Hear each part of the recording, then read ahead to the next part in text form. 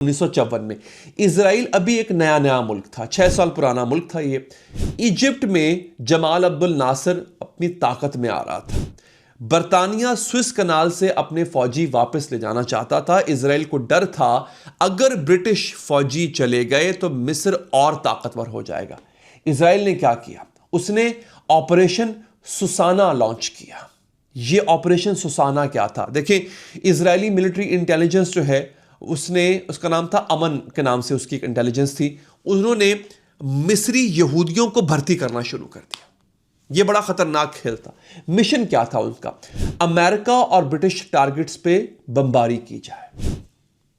Israel किनको recruit कर रहा है? इजिप्ट के, मिस्र के यहूदियों को, ताकि वो मिस्र के नाम से अमेरिकी और ब्रिटिश टारगेट्स पर बॉम्ब गिराएं। Cinemas, libraries, American cultural centres, और फिर इल्जाम लगे अखवानुल मुस्लिमीन पे ये जनाब जो है वो इजिप्शियन कम्युनिस्ट का काम है, ताकि अमेरिका और ब्रिटेन सोचें कि मिस्र खतरनाक है और ब्रिटिश फौजें जो हैं वो वापस ना जाएं, स्विस कनाल का कंट्रोल ना छोड़ें।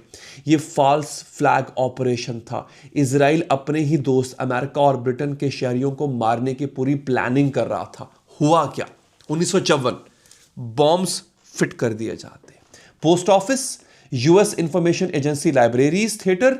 लेकिन इजिप्शियन इंटेलिजेंस जो थी उनके एक एजेंट को इसकी भिनक लग जाती है और वो इस पूरे प्लान को बेनकाब कर देते हैं। उसकी जेब में बॉम्ब फट जाता है। यानी वो आदमी जिसको रिक्रूट किया गया था, जो यहूदी था, उसकी जेब में एक बॉम्ब फटता है वक्त से पहले और वहां से पूरा नेटवर्क पकड़ा जाता है।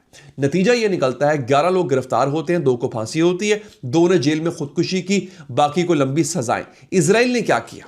2005 तक इजराइल ने इस ऑपरेशन में अपना हाथ मानने से इनकार किया।